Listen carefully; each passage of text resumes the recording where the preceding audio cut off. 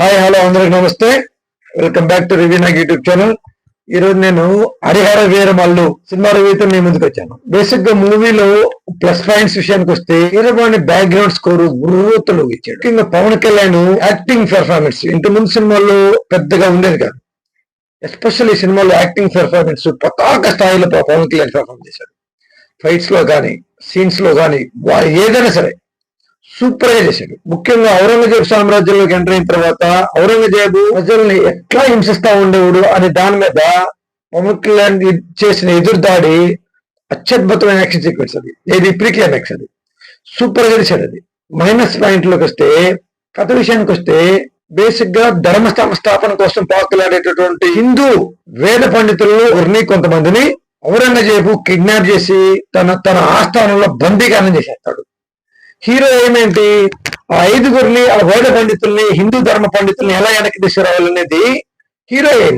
ఇంకోటి, ఔరంగజేబు మన కోహినూర్ వజ్రాన్ని ఎలా కొల్లగొట్టి తన ఆస్థానంలో పెట్టుకున్నాడు, అదే కోహినూర్ వజ్రాన్ని పవన్ కళ్యాణ్ తీసుకురావాలి, తీసుకొచ్చి పెట్టాల. దానికోసం పవన్ కళ్యాణ్ బయలుదేరతాడు. ఇది స్టోరీ ఎయిమ్. స్టోరీ ఎయిమ్ ఏదైతే అవుతుందో హీరో ఎయిమ్ అది అవుతుంది. హీరో ఎయిమే అది. బేసిక్ గా స్టోరీ ఎయిమ్, హీరో ఎయిమ్ ఏదైతే అవుతుందో ఆడియన్స్ ఎయిమ్ అదే అవుతుంది. ఇప్పుడు దీనికి మన Oscar award winner Jyothi Krishna direction ఎలా చేశాడు.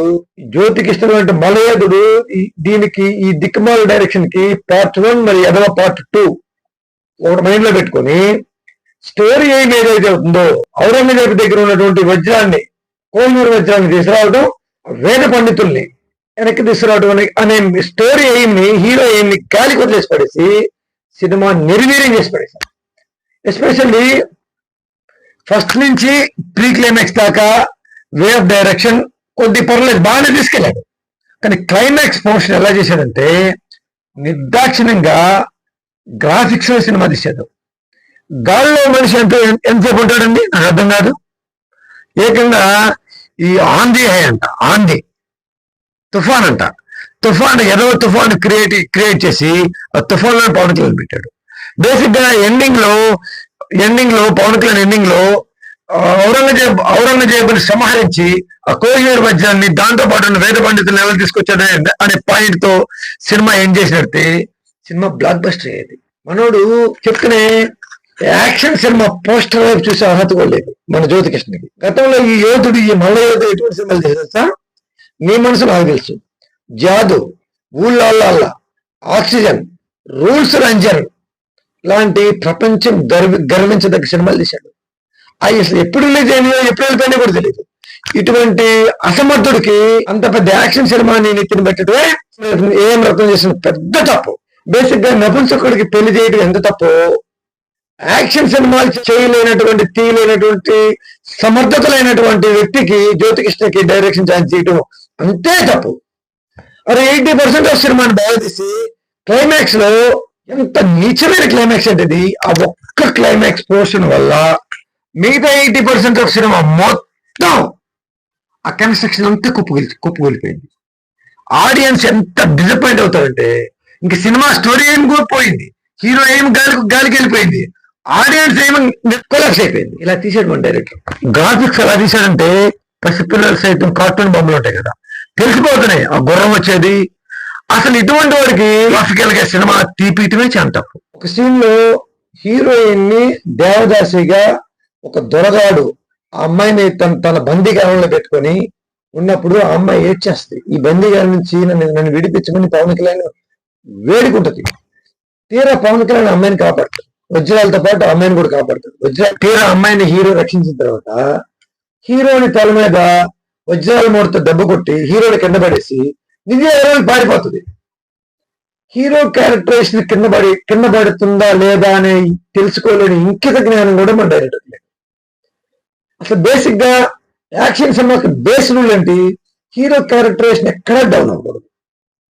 వీళ్ళకి అసలు తెలియదు. అసలు ఈ బుద్ధి, ఈ జ్ఞానం, హీరో క్యారెక్టర్ అలవాటు అయిపోతే సినిమా పోతుంది కదా, ఇన్ని 100,000 కోట్లు ఖర్చు పెట్టిందంతా పోతుంది కదా అనే జ్ఞానం లేకుండా ఈ యోధులు, ఈ మల్ల యోధులు, ఈ ఆస్కార్ అవార్డు విన్నర్ అయినటువంటి మన జ్యోతికృష్ణకి మినిమం జ్ఞానం లేకపోవటం ప్రజలు చేసుకున్న దురదృష్టం.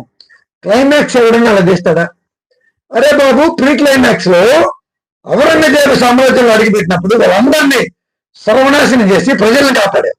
ఇంక ఎండ్లో ఔరంగజేబు దగ్గరికి వెళ్ళి వాడిని సంహరించి ఈ చెప్ప ముస్లిం దొంగనాకుడు కూడా ఔరంగజేబు వాడిని సంహరించి వాడి చేతిలో ఉన్నటువంటి వజ్రాన్ని, కోహినూర్ వజ్రాన్ని, వాడి చేతిలో బందీగానం ఉన్నటువంటి మన ఆస్థాన వేద పండితుల్ని తీసుకొచ్చినట్టే సినిమా ఎంత పెద్ద అయ్యేది, సెకండ్ పార్ట్ కి ఎంత బడ్జెట్ క్రియేట్ అయ్యేది, ఎంత హైప్ క్రియేట్ అయ్యేది.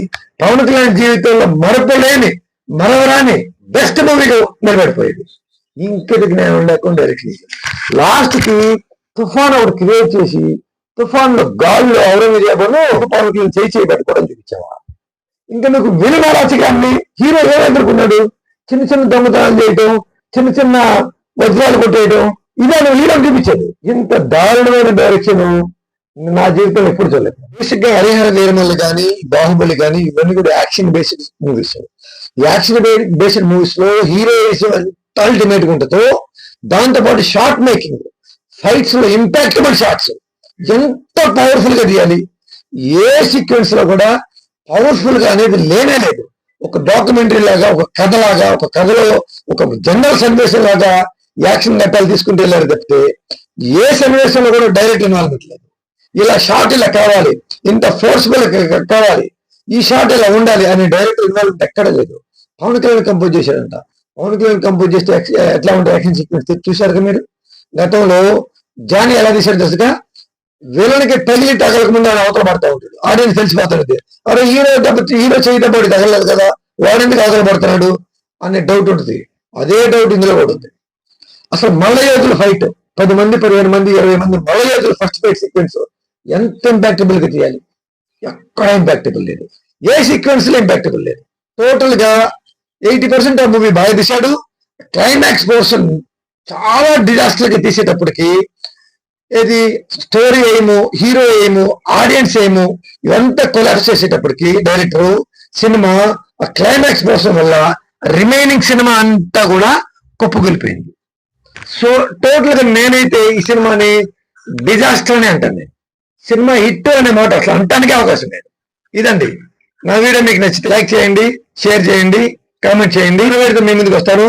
Bye bye. మీ నాగపడుతుంది.